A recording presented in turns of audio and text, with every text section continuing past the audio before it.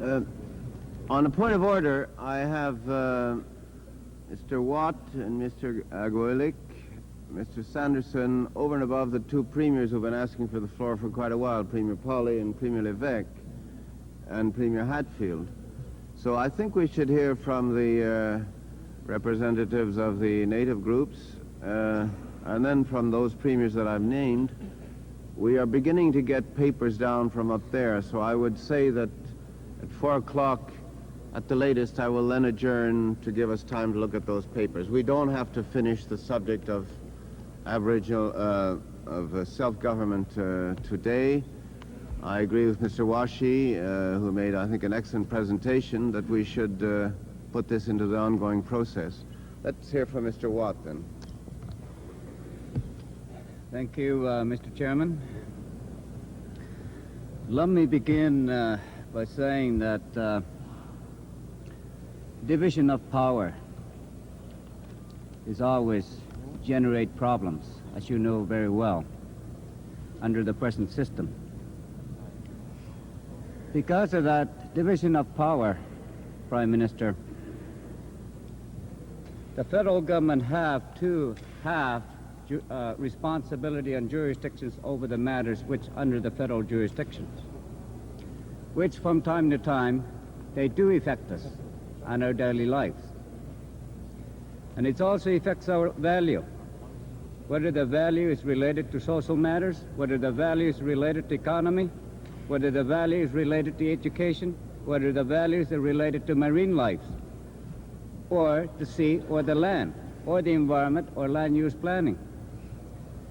Same thing pretty well apply to the provincial government.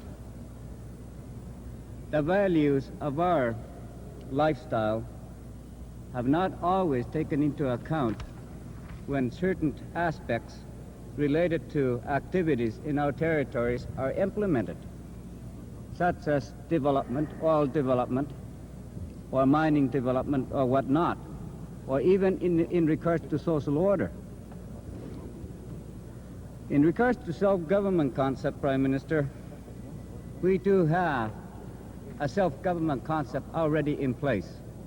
I'm basically talking about northern Quebec itself.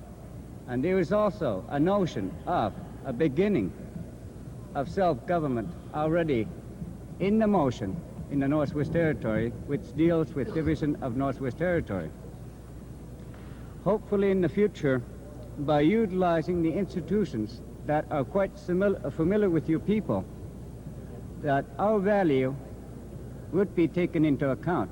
But not only taken into account, Prime Minister, we will also require, definite requirement is there, for Aboriginal people to have an input into those institutions. Without having Aboriginal people putting an input into those political institutions, Prime Minister, one thing that we know quite well is that our value will never be taken into account, because I come from a different area where you come from. In order for me to implement my value properly and sufficiently and be protected and to continue to stay alive and to grow with since the culture revolves, it doesn't idle. I do have to have an input into those political institutions, not only in the local activities, Prime Minister, not only in the regional activities, not only in the territories, but we also have to put input into the provincial government. We also have to put an input into the federal government. By saying this, Mr. Prime Minister, is that we have to have an input into those two level of orders that are already in place, unless sometime down the road that you might learn to accept and learn to appreciate that some aspects which are under the federal jurisdictions, which are under the provincial jurisdiction, might have to be examined. I'm counting on sometime down the road, through the process, we will be in the position to examine those values which I talk of. How would be the best way to deal with those matters? Is it better to remain under the federal jurisdictions, or they better to remain under the provincial jurisdiction? Or should we also consider the fact that there might be a possibility, might not be total power that would be put in place, but it could be the beginning, to be able to extract some areas that could be clarified and justified, that should have no direct link with the provincial, which should not have a direct link with the federal government. We might have to consider the fact that sometime down the road, in the future, that to consider the fact establishing a third level of order. But that's a long way from now, Mr. Prime Minister. Those matters, I feel, through the process, can be examined, it can be sufficiently covered, and evaluated to which way would be the best way to deal with them. In order to have a self-government in place, if I understood this society correctly, at the present time, that there is only two levels of order in this country.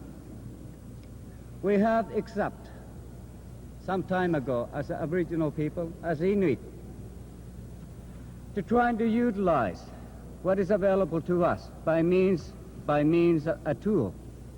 To me, the political institution is nothing more than a tool.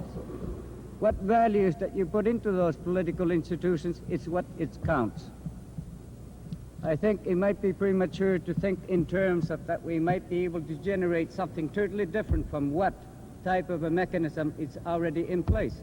Some of us might come to realize that it's better to put an institution in place, something that we can understand, something that you people can understand, so we can relate one another. I think this is a very important, and I'm pretty sure sometime down the road that we will come to realize that political institutions will have to fall in line and look at it in the sense that they are just the tools, but the value is what it counts. This is what we mean by self-government, Mr. Prime Minister. And I want to make that very clear, because our values do not, and they have not been, and they will not be in the future taken into account unless you allow us to have a place within this society to be able to speak out on our own voice, to be able to indicate what values are important to us.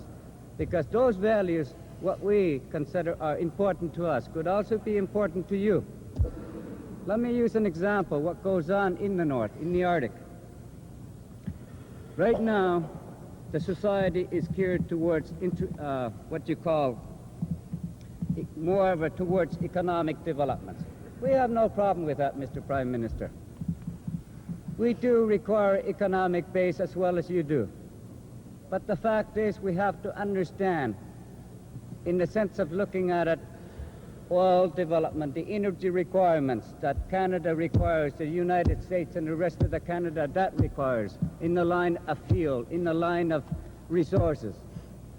But there is the other side of the coin, Mr. Prime Minister, that you have to eat also. As I remember earlier on, that you stated very clearly that one of our rights is that we have to eat. And I agree with you, Mr. Prime Minister, totally. For that reason, Mr. Prime Minister, we do not have a farm like you do down south. We don't live exactly the same way as you do.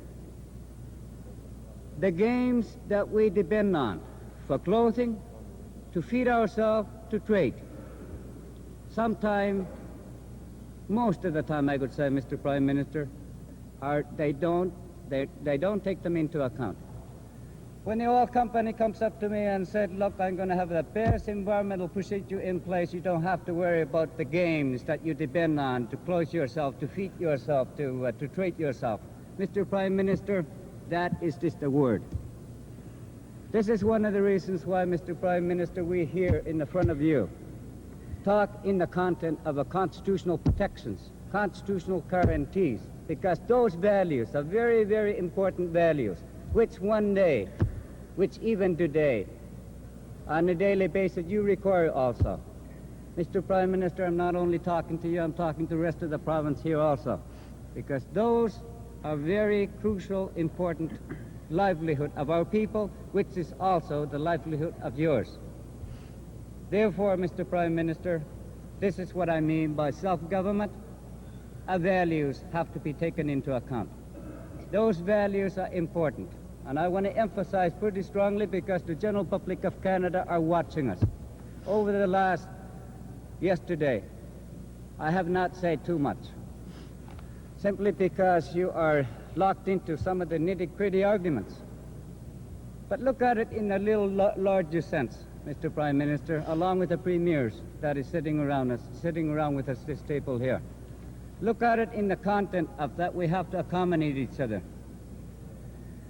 Talked about discrimination today. Yes, there is a certain amount of discrimination, not only within the native content, Mr. Prime Minister. There is also discriminations from the non-native people to the native people. Whether you call that a discrimination or not, that's not the real important, Mr. Prime Minister. The important is to be able to recognize the two values. What is it to me, and what am I doing to you? I think that is a key. Mr. Prime Minister, and I don't want to go on and sound like what you call a person from Europe or something of making a speech or anyway. Mr. Prime Minister, and I want you to take those very seriously, and also along with the provinces here, this is what we mean by self-government. The values are important. Since we encouraged ourselves today upstairs, I think we did come to an agreement, which we still have to see today, on the process that will be put in place. We'll be judging those areas. We'll be determining what those values really means to us, to you and to us. But for God's sake, Mr. Prime Minister, give us a room. Thank you.